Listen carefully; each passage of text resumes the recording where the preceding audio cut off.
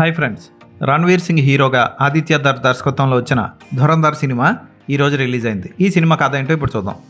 ఈ సినిమా కథ 1999లో భారతదేశ ప్లేన్ని హైజాక్ చేసి కాందహార్లో దింపి తమ నాయకుల్ని విడిపించుకున్న పాకిస్తాన్ టెర్రరిస్టులు ఇచ్చిన వార్నింగ్తో Indian intelligence officer Ajay Sanyal Dhurandhar అనే ఒక మిషన్ని తయారు చేస్తాడు. ఆ మిషన్లో భాగంగా పాకిస్తాన్లోని కరాచీలోని లయారీ అనే ప్రాంతానికి ఇద్దరు గ్యాంగ్స్టర్లు ఉండే ఆ ఏరియాకి హంజా అలీ మజారీని పంపిస్తారు.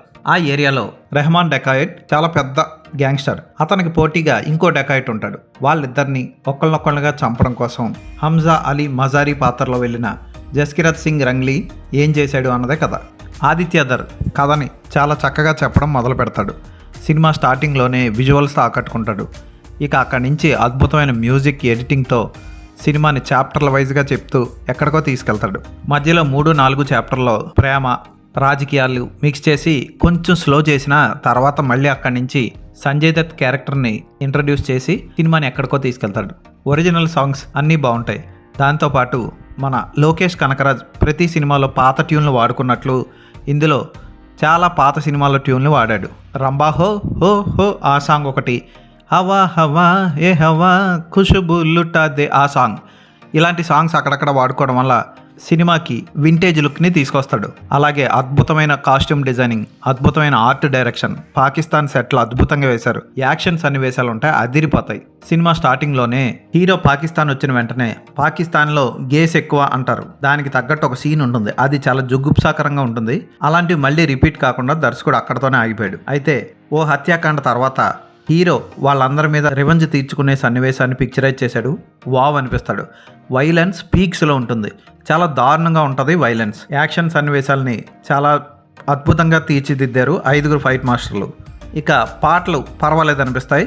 కొన్ని సాంగ్స్ ఉత్తేజకరంగా అనిపిస్తాయి. 1-2 పాటలు అంతే. మిగిలినవన్నీ సినిమాలో అలా కలిసిపోతాయి. ఈ సినిమాలో రాజకీయం ఉంటుంది, వెన్నుపోట్లు పొడవడం ఉంటుంది. అలాగే పాకిస్తాన్ ఎలా తమ ప్రజలకి ఆయుధాలను ఇచ్చి స్పెషల్గా భారతదేశం మీదకి పంపుతుందో చక్కగా చూపిస్తాడు. తాజ్ అటాక్ని పాకిస్తాన్లో ఉన్న అతిపెద్ద ధనవంతులు ఎలా టీవీలో చూస్తూ ఎంజాయ్ చేశారన్నదాన్ని కళ్ళకు కట్టినట్లు చూపిస్తాడు. ఆ సన్నివేశాలు బాధాకరంగా ఉంటాయి. ఇక ఆ తర్వాత రెడ్ స్క్రీన్ మీద రియల్గా పాకిస్తాన్ నుంచి వచ్చిన టెర్రరిస్ట్ మాట్లాడిన మాటల్ని తెర మీద చూపిస్తారు. ఇవన్నీ ఈ సినిమా చూస్తున్న భారతీయులకి గుండె రగిలేలా చేస్తాయి.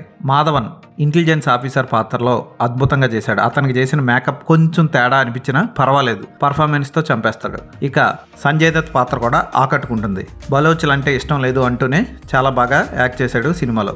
అక్షయ్ ఖన్నా యాక్టింగ్ అదరగొట్టేశాడు. తక్కువ డైలాగ్స్, అండర్ ప్లే అద్భుతంగా చేశాడు. అతని పాత్రకి రెహమాన్ పాత్రలో అదిరిపోయాడు.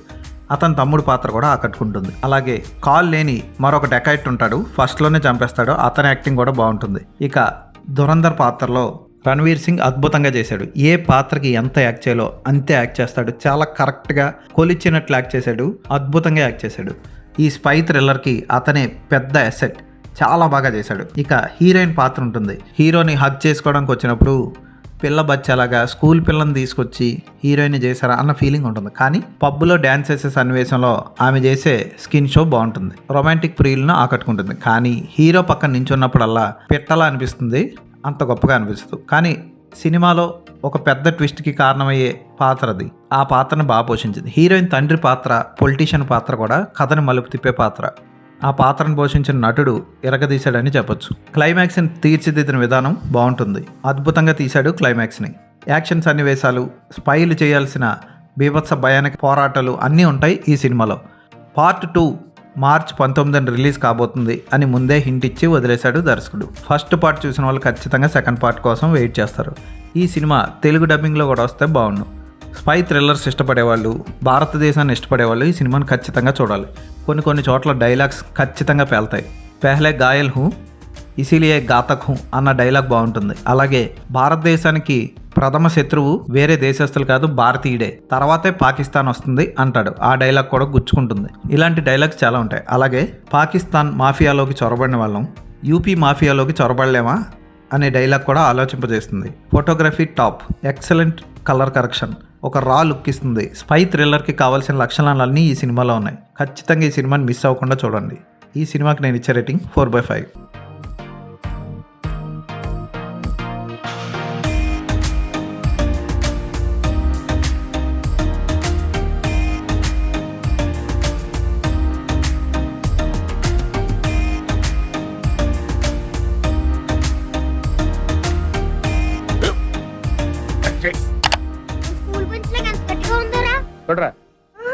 కొట్టు పర్లేదు కొట్టు.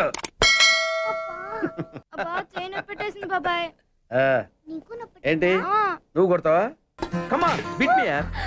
వద్దు బాబాయ్. వాణ్ణి నేను కొట్టడం లేదమ్మా, వాణ్ణే నన్ను కొట్టమంటున్నాను. ఆ. నువ్వేం కంగారు పడక్కర్లేదు. అడుగుతావేంటి?